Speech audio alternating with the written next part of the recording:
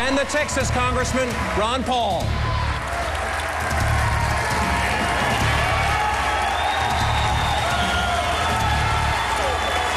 Ladies and gentlemen, the Republican candidates for President of the United States.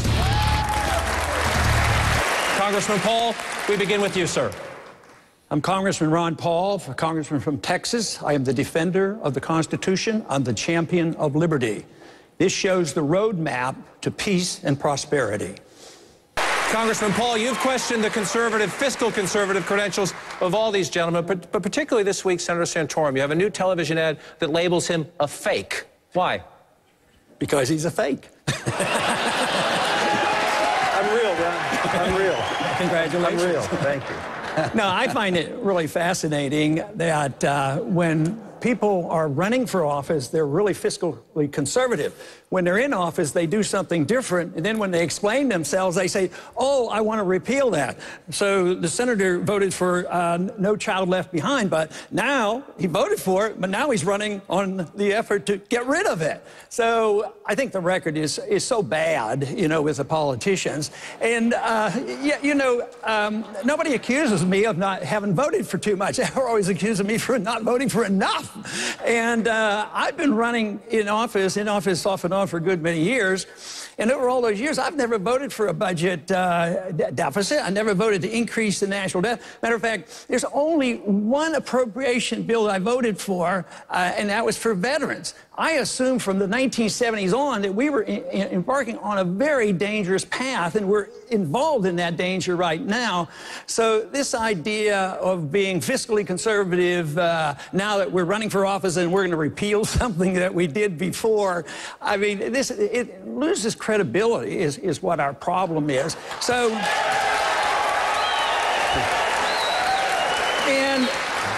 and the one thing that I think should annoy all Americans is the voting for foreign aid. I mean, just think, their foreign aid packages are huge, and when the member votes for it, they don't say, well, this money's going to ABC because I love that country, but it's the principle of the way the government works. You vote for foreign aid because for some weird reason it's supposed to be good for America, but then it goes and helps all our enemies. That's what I disapprove of. Senator Santorum, respond quickly.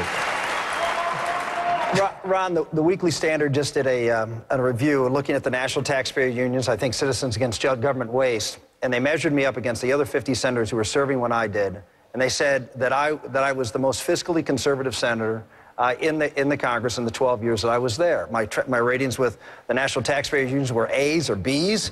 They were very high from the Citizens Against Government Waste. I got a Hero Award. I was a leader, as you know, on taking on tough issues, which is the entitlement programs, not just welfare reform, but I also worked on Medicare reform and Medicaid reform, and also was a leader on trying to deal with Social Security. And I did that not representing one of the most conservative districts in the state of Texas, but in the state of Pennsylvania, with the second largest per capita population of seniors in the country. And I can tell you, those seniors really cared about Social Security. Why? Because all my rich seniors moved to Florida and Arizona. And what's left in Pennsylvania is folks who relied on Social Security. And I was out there as a Republican senator, a conservative voting record, over a 90% conservative voting record from the American Conservative Union. By the way, Ron, you ranked 145th in the bottom half of Republicans this year in a conservative voting record from that same organization. We had a strong record in a tough state to be a conservative. If I can stand up in the state of Pennsylvania, which hasn't elected a Republican president since 1988, and have a strong principled voting record on issues that were tough in my state, senior issues. Imagine now, as the President of the United States, with a Tea Party movement and a riled-up conservative base, what we can accomplish in Washington, D.C. Congressman, quickly. You know, that's always a cop-out when you compare yourself to the other members of Congress. The American people are sick and tired of the members of Congress. They get about 9% rating. But this whole thing about comparison of conservative votes, I think you make a very important point. I don't rate one at the top. If it's spending or on taxes, I'm at the very top because I vote for the least amount of spending and the least amount of taxes, which means that some of the conservative ratings, you have to realize, sometimes conservatives want to spend money too. When it comes to overseas spending, you vote for the foreign aid. Conservatives are quite pleased with spending money overseas, but if you're a strict fiscal conservative and a constitutionalist, you don't vote for that kind of stuff, and so you can't just go by the ratings. Isn't the authority to lie and veto. But that's not the issue. The issue is, were they transparent? And the bottom line was, when I was in the United States Senate, there was transparency, and Congressman Paul, who is one of the most prolific earmarkers in the Congress today, would tell you, and I'm not criticizing, I'm just saying that that's a fact, right, that he. I think you got a chance to say a word. I'll let you. Mr. Speaker, you were referenced by the governor. You first. You know, there's reason for the confusion because because it's all Congress's fault. They're all messed up. They don't know what they're doing in Congress is the real reason. But this whole idea of earmarking is designating how the money is spent. What a lot of people don't understand is if the Congress doesn't say the way the money should be spent, it goes to the executive branch. And that's the bad part. If you were actually cutting, it would make a difference. But you don't want to give more power to the executive branch. Even if I'm president, I don't want more power over that funding. That should be with the people and with the Congress. But earmarking, the reason we get into trouble is the irresponsibility of Congress. Take your highway funds. We're supposed to pay a user fee. We pay our gasoline tax. We should get our fair share back. But what do? They take the highway funds and other these trust funds, and they spend this money overseas in these wars that we shouldn't be fighting. And then when the highways need building, then you have to go and fight the political system and know who to deal with and maneuver and try to get some of your money back. But if you say you're against the earmarking and fuss and fume over, the answer is vote against the bill. That is what I do. I argue for the case of the responsibility being on the Congress, but it's the responsibility of us who believe in fiscal conservatism to vote against the bill. We need to vote against the spending is what we need to do. All right.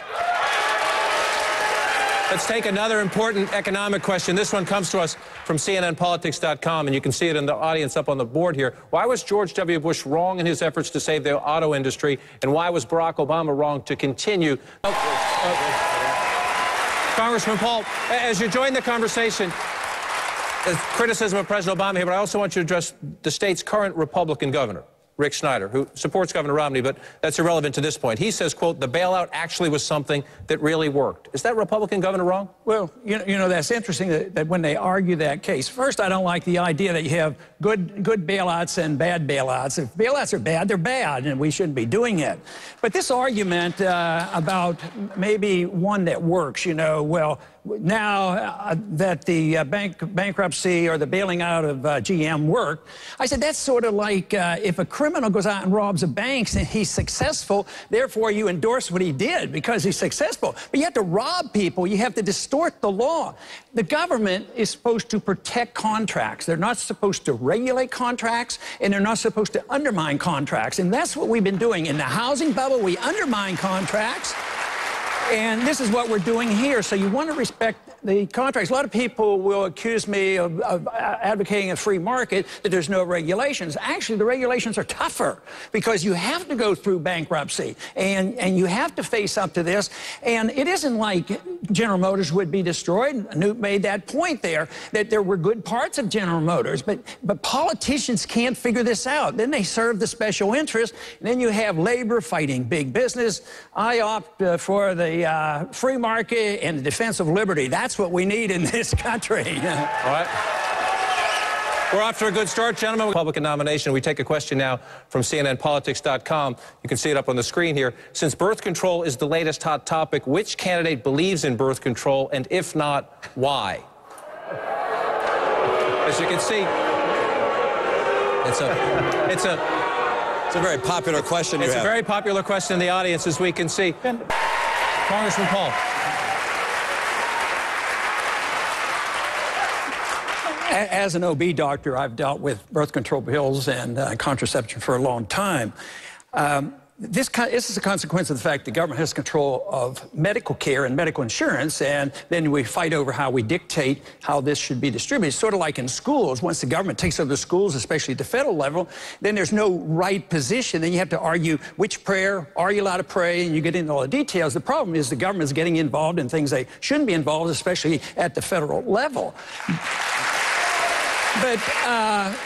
sort of along the line of the pills creating the immorality, I don't see it that way. I think the immorality creates the problem of wanting to use the pills, so you don't blame the pills. I think it's sort of like the argument, conservatives use the argument all the time about guns. Guns don't kill, criminals kill. So in a way, it's the morality of society that we have to deal with. The pill is there, and you know, it contributes maybe, but the pills can't be blamed for the immorality of our society. Yeah. Governor, please. Yeah.